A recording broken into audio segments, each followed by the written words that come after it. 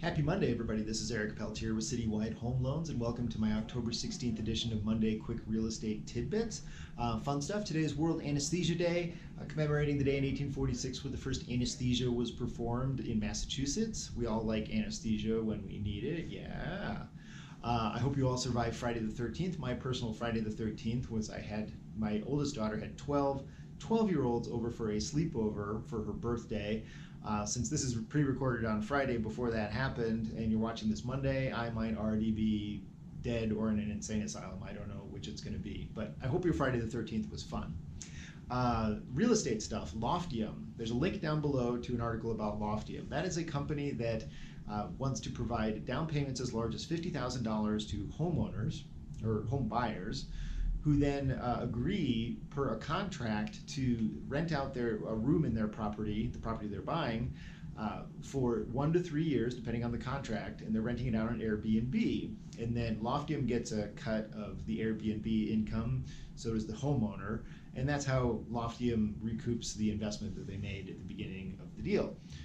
When I first read articles about this, I was wondering how are they going to get around the Fannie Freddie regulations on gift money? Well, it turns out that their intent is to get around that because that there is actually an operating agreement, a contract for the money. So it looks like that's going to work for them, which is very surprising and interesting because in Boulder, there's a lot of Airbnb activity, and there's a lot of Airbnb activity up in the ski areas in Summit County and Vail and those kinds of places. So it could be a good thing.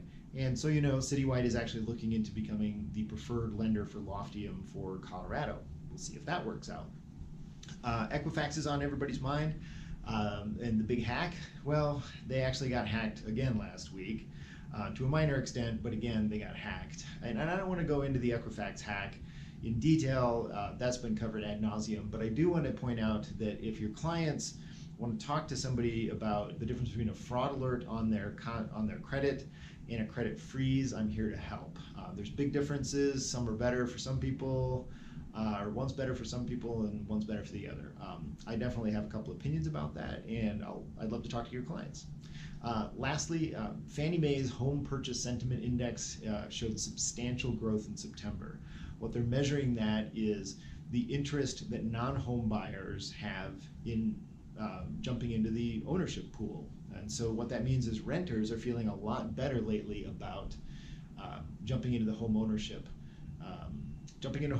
So I would say, and for me personally, I'm going to sort of re-ramp up my marketing to some rental apartment buildings that I have. Those people might want to be jumping ship into home ownership, and maybe that's an idea for you as well to call around to the people that have been on the fence for a few years as the market was hot.